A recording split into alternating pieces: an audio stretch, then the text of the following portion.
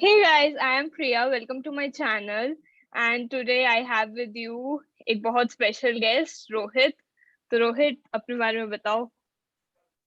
So hello everyone, कैसे हो आप सब। मेरा नाम रोहित है और बेसिकली मैंने इस बार नीट क्वालिफाई किया है विद 633 मार्क्स। और मेरा ये फोर्थ अटेम्प्ट था जिसमें मैंने ये क्लियर कर रखा है। तो बेसिकली हम यहाँ आपके लिए आपके सामने कुछ इम्पोर्टेंट डिस्कस करने आए हैं। Priya, it's up to you. Okay. तो देखो इस बार इस वीडियो में बेसिकली हम फिजिक्स की थोड़ी सी स्ट्रैटेजी डिस्कस करेंगे. हम अपनी मिस्टेक्स बताएंगे ताकि आप वो ना करो और आपको इतने अटेम्प्ट ना लगे. देखो मेरा भी थर्ड अटेम्प्ट था. और ये भी बताएंगे कि क्या सच में इतने अटेम्प्ट लगते हैं. तो अपना एक्सपीरियंस शेयर करेंगे. तो रोहित तुम पहले बताओ कि तुम्हारा कैसा एक्सपीरियंस रहा 12th में और उसके आगे जो सारे अटेम्प्ट्स थे. क्या मिस्टेक्स की बेसिकली. देखो, फिजिक्स को लेकर के ना हम नीट एस्पिरेंट्स में कुछ पहले से इनहेरिटेड होता है ना कि फिजिक्स है इसका मतलब न्यूमेरिकल्स आएंगे इसका मतलब वो काफी टफ होगा, सॉल्व नहीं करना, उसको छोड़ के भागना है। ये ना हमारा पता नहीं क्यों फिजिक्स को लेकर के एक मेंटालिटी सा हो जाता है। जब 11th और 12th में बेसिकली मैं रियलिटी बता रहा हूँ, मैंने फिजिक्स इसी इसी को लेकर के टच नहीं किया था कि मुझे न्यूमेरिकल सॉल्व करना पड़ेगा। थ्योरी पढ़ता था बट न्यूमेरिकल में कुछ भी नहीं, बिल्कुल ही जीरो। न्यूमेरिकल को बहुत ज्यादा इग्नोर करने लगा था, बहुत ज्यादा इग्नोर करने लगा था न्यूमेरिकल्स को। उसके बाद 12th के बाद जब अगला ईयर आया, 12th में बेसिकली मैंने एग्जाम नहीं दिया था, जब 12th का अगला ईयर आता है ना, जब मेरा फर्स्ट अटेम्प्ट हुआ था 2018 का बात कर रहा हूँ, तो उस टाइम कुछ बायो और केम तो काफी अच्छा पढ़ रहा था, पर अभी भी फिजिक्स का ना मन में डर काफी ज्यादा था। मतलब ऐसा होता था ना कि बायो और केम को काफी ज्यादा टाइम दे दिया और फिजिक्स को इग्नोर करते चले गए। लास्ट में रिजल्ट ये हुआ कि मेरे नीट में सिर्फ और सिर्फ 6 मार्क्स थे। और वो मेरे लिए बहुत ज्यादा डिवास्टेटिंग था क्योंकि पर मैं थोड़ा नहीं गए थे ना, क्योंकि मैंने लिटरली कुछ नहीं पढ़ाई कर रखा था फिजिक्स में। फिर फिर मुझे कहीं ना कहीं समझ आया ना कि अगर मैं फिजिक्स को हैंडल नहीं करूंगा, फिजिक्स को सीखूंगा नहीं बनाना ना, तो कहीं ना कहीं नीट निकालना प्रॉब्लम हो जाएगा। उसके बाद मैंने धीरे धीरे ना फिजिक्स को टाइम देना स्टार्ट किया, थोड़ा टाइम ज्यादा देना स्टार्ट किया। फिर मैंने अपने प्रिपरेशन का कहीं ना कहीं, क्योंकि मेरे बायो और केम पे थोड़ा सा कमांड बन चुका था उस टाइम तक, तो मैंने अपना 50% टाइम फिजिक्स को डिवोट करना स्टार्ट कर दिया। और धीरे धीरे धीरे धीरे धीरे धीरे अपने बेस को बनाना स्टार्ट कर दिया। और फिर आगे धीरे धीरे जर्नी चलती चलती चली गई इसी तरीके से। प्रिया, तुम बताओ, तुम्हारा किस तरीके का एक्सपीरियंस रहा फिजिक्स को लेकर के। मेरा तो स्टार्टिंग का हाँ, कुछ हाँ देखो मैं बताती हूँ पर डेफिनेटली जो तुमने पॉइंट्स बोले मैं उस पर ही थोड़ा सा डिस्कस करना चाहूंगी. कि तुमने कहा कि पहले से एक डर था, एक मेंटालिटी ही वैसी थी. तो अब जब तुमने उसको टाइम दिया तो फिर फाइनल रिजल्ट क्या आया. इम्प्रूव हुआ स्कोर. कितना इम्प्रूव हुआ. मेरे मेरे 6 मार्क्स थे, मैंने बताया था तुम्हें, मेरे 6 मार्क्स थे फर्स्ट राउंड में। और उसके बाद मेरे जो जो मैंने सेकंड अटेम्प्ट दिया उसमें मेरे 81 मार्क्स थे। काफी ज्यादा तो नहीं बोल हाँ, सकते पर कुछ इम्प्रूवमेंट किया था। और तुम्हारे बेसिकली लिए वो, काफी ज्यादा. हाँ, और बेसिकली ना वो डर ना धीरे धीरे फिजिक्स का खत्म होने लगा था, क्योंकि फिजिक्स थोड़ा सॉल्व करना अच्छा भी लगने लगा था। हाँ. उसके बाद अगला जो अटेम्प्ट हुआ था ना, 2020 का अटेम्प्ट, तो वो मेरा बेस्ट अटेम्प्ट था। उसमें मेरे 147 मार्क्स थे फिजिक्स में। और बहुत. लिटरली मैंने 81 से 147 किया था, क्योंकि मैं इतना ज्यादा फिजिक्स को मतलब इतना ज्यादा टाइम देने लगा था, और ऐसा हो गया था ना कि फिजिक्स फेवरेट सा सब्जेक्ट बन गया था। बिल्कुल, मतलब बिल्कुल. बोलते हैं ना, सॉल्व करने में काफी ज्यादा अच्छा लगने लगता है। सोचो, एक वो बच्चा जिसको फिजिक्स मतलब बिल्कुल ही रिपेल करते थे फिजिक्स से, और फिजिक्स काफी ज्यादा पसंद हो गया था लास्ट बार आते आते तक, लास्ट टाइम आते आते तक। क्या तुम्हारा क्या एक्सपीरियंस रहा यहाँ? क्या था हाँ तुम्हारे मतलब फर्स्ट टेस्ट में, मतलब फर्स्ट अटेम्प्ट में तुम्हारा क्या एक्सपीरियंस था, क्या स्कोर था, सेकंड में क्या था, और लास्ट में फिर क्या हुआ? देखो मुझे यही रियलाइज हुआ कि हर सब्जेक्ट की रिक्वायरमेंट होती है, हर टॉपिक की भी कुछ रिक्वायरमेंट होती है, बस उसको फुलफिल करना होता है. अब तुमने डर वाली बात बोली तो मुझे बहुत ज्यादा रिलेट करती हूँ मैं इससे. कि बच्चे ना डरते ही रहते हैं. क्वेश्चन सॉल्व कर रहे होते, पढ़ रहे होते तो भी डर रहे होते हैं. तो जब आधा दिमाग उनका डर में है तो वो आधा दिमाग ही फिजिक्स में लगा रहे हैं, फिर कहते हैं फिजिक्स सॉल्व नहीं होती. तो ये एक गलत अप्रोच है.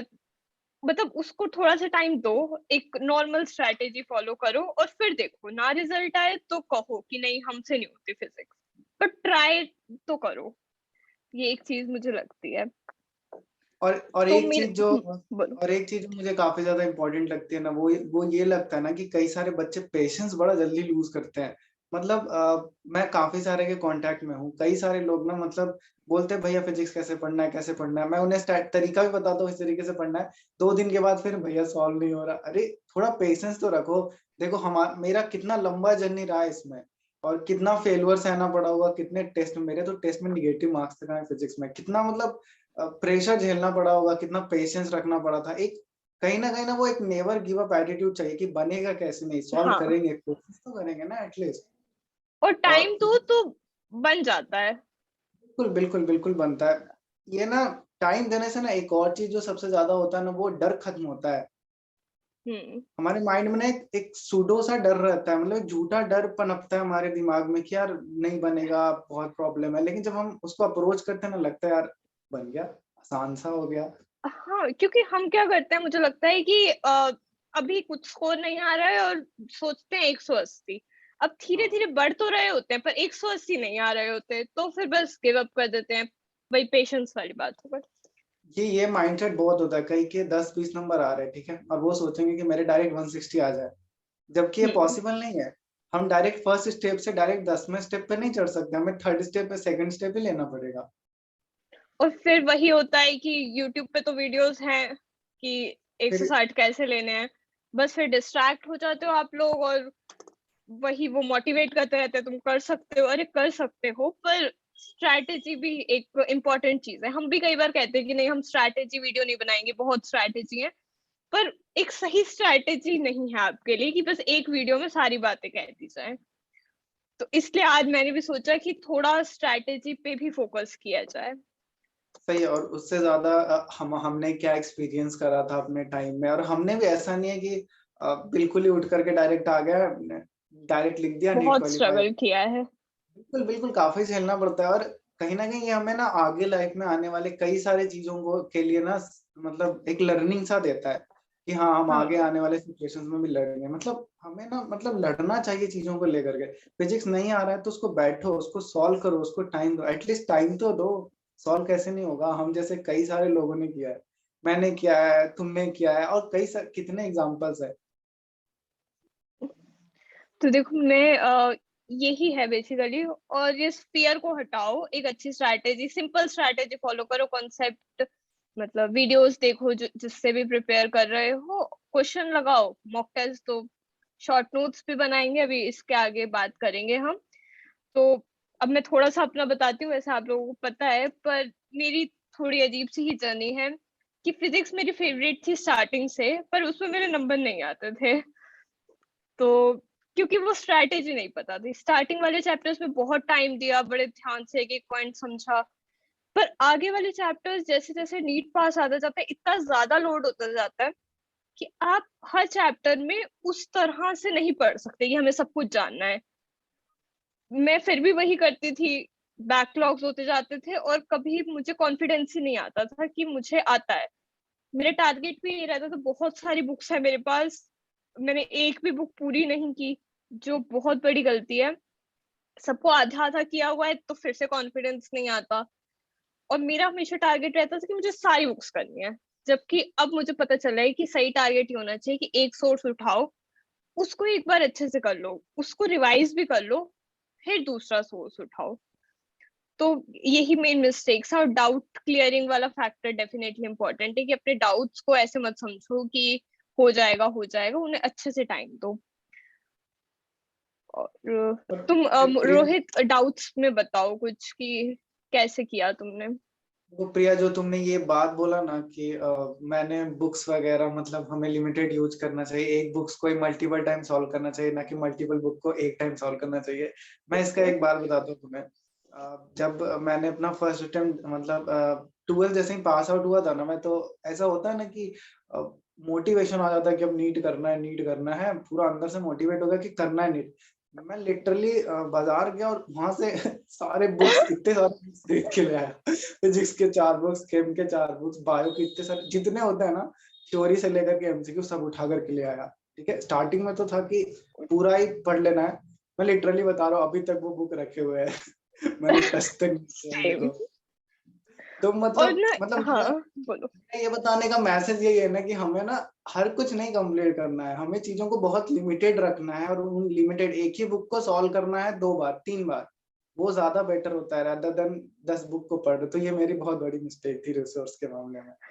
और मैंने ना रोहित खुद नहीं की, जानबूझ के कोई भी नहीं करता है ऐसी मिस्टेक्स। पर वही बात है, जैसे नीट में कूदते हैं ना तो ऐसा लगता है बस हमें AIR 1 लानी है, जो जो हमें हमें ही करना है। तो पर उसका भी एक तरीका होता है। देखो जब भी मैं एक्स्ट्रा पढ़ती थी, जैसे मैं तुम्हें बता रही हूँ, मैं बहुत एक्स्ट्रा पढ़ती थी। कोई मुझसे पूछता था यार पहले ये तो कर लो फिर ये करना। तो मेरा रीजन तब ना एम्स होता था, लाइक 2019 में मेरा फर्स्ट अटेम्प्ट था, तो तब एम्स था। तो मैं कहती नहीं वो एम्स में काम आएगा, एम्स के एसेशन रीजन में काम आ जाएगा। जबकि और इनफैक्ट जो बायो में तब एक दो एक्स्ट्रा क्वेश्चन आते थे, जैसे कि हम फिजिक्स की बात कर रहे हैं, पर थोड़ा सा कि बायो में भी जो थोड़ा सा एक्स्ट्रा आता था ना, मैं उसके पीछे भागती रहती थी। ये बात नहीं समझी कि पहले 170 तो वो कर लूं अपने, फिर 10 नंबर के पीछे भागूं। तो एक पॉइंट पे गाइडेंस वाला वो था कि कोई मुझे कह देता है कहाँ पर अपना ही शायद, मुझे लगता था कि स्ट्रैटेजी और इन सब में ना टाइम वेस्ट नहीं करना चाहिए, बस पढ़ते जाओ पढ़ते जाओ। जबकि एक बार सही स्ट्रैटेजी मिल जाती तो मुझे लगता है कि आसान हो जाता काफी कुछ। और तुम्हें भी, तुमने खुद स्ट्रगल किया है इतना, तो खुद समझा है सब कुछ, कोई ऐसे बताने वाला नहीं था। तो उसमें टाइम लगता है, मुझे ऐसा लगता है। बिल्कुल, उस प्रोसेस को ना थोड़ा सीखने में टाइम लगता है, और कहीं ना कहीं हम लोग अपने गलतियों से ही सीखते हैं। तो इसीलिए तो हम अपने गलतियां डिस्कस कर रहे हैं, ताकि सामने वाला जो स्टूडेंट है, एस्पायरेंट है, वो ये गलती दोबारा रिपीट ना करे। कम से कम ये गलती तो ना करे रिपीट जो हमने किया है। मतलब बुक्स वाला तो बहुत बड़ा मिस्टेक मैं मानता हूँ ये। और तुमने जो डाउट वाला सेक्शन बोला था, देखो डाउट कुछ ऐसा होता था ना कि जब मैंने फर्स्ट अटेम्प्ट दिया था नीट का, तो फिजिक्स का कुछ ऐसा था कि मेरे बहुत कम मार्क्स है। मतलब मैंने फिजिक्स लिटरली नहीं पढ़ा था, ऑनेस्टली मैंने फिजिक्स नहीं पढ़ा था। मैं मेरे 6 मार्क्स में बता भी सकता हूँ, मेरे 2 क्वेश्चन सही थे, 2 क्वेश्चन गलत थे। मुझे अभी तक वो क्वेश्चन भी याद है, इतना इतना इतना खुद में लगा था 6 मार्क्स। खैर, हम्म। देखो डाउट वाला सेक्शन कुछ इस तरीके का था ना कि स्टार्टिंग में तो काफी ज्यादा प्रॉब्लम हुआ था, स्पेशली डाउट को लेकर के, क्योंकि क्वेश्चन सॉल्व करता था, समझ नहीं आता था कि आगे किस तरीके से सॉल्व करना है या आगे किस तरीके से प्रोसेस लेकर के जाना है। देखो कई सारे एस्पिरेंट्स बोलते रहते भैया न्यूमेरिकल में बहुत फंसते। लिटरली मैंने 1 साल से ऊपर या 6 महीना 7 8 महीना स्ट्रगल सिर्फ इसी बात पे किया होगा। मुझे समझ ही नहीं आता था सॉल्व कैसे करना है।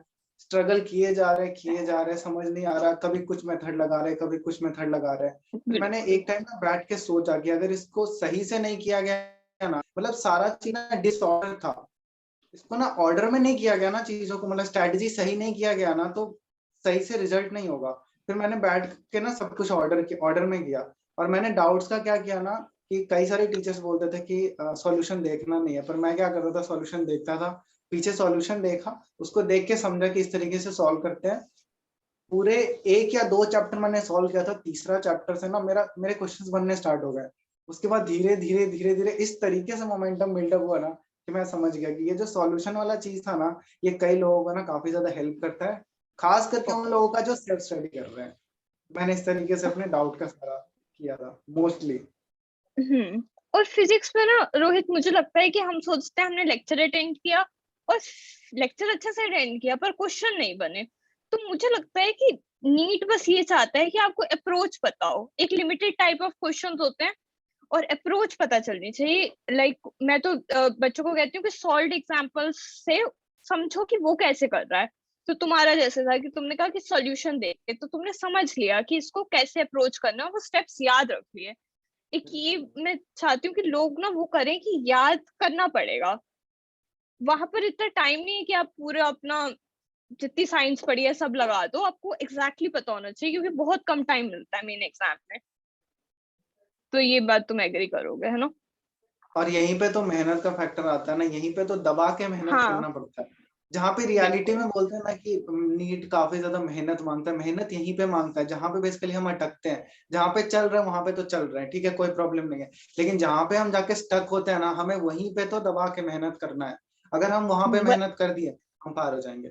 उसके बाद दूसरा हर्डल आएगा, फिर से करेंगे, फिर से पार हो जाएंगे। करते करते हम इतने एक्सपीरियंस हो जाएंगे ना, लिटरली बता रहे, इतने एक्सपीरियंस हो जाएंगे ना, नीट पार ही हो जाना है। तो बस पेशेंस चाहिए होता है कि वो जब एक सिचुएशन आए जहां हमसे कुछ नहीं हो रहा है, वहां हम कैसे रिएक्ट करें, वही हमें अपने कॉम्पिटिटर से आगे लेके जाता है। बिल्कुल बिल्कुल बिल्कुल, यही है। ठीक है, तो थोड़ा सा रोहित बुक्स के बारे में बताओ। रोहित एक देखो सेकंड रुको, एक सेकंड रुको।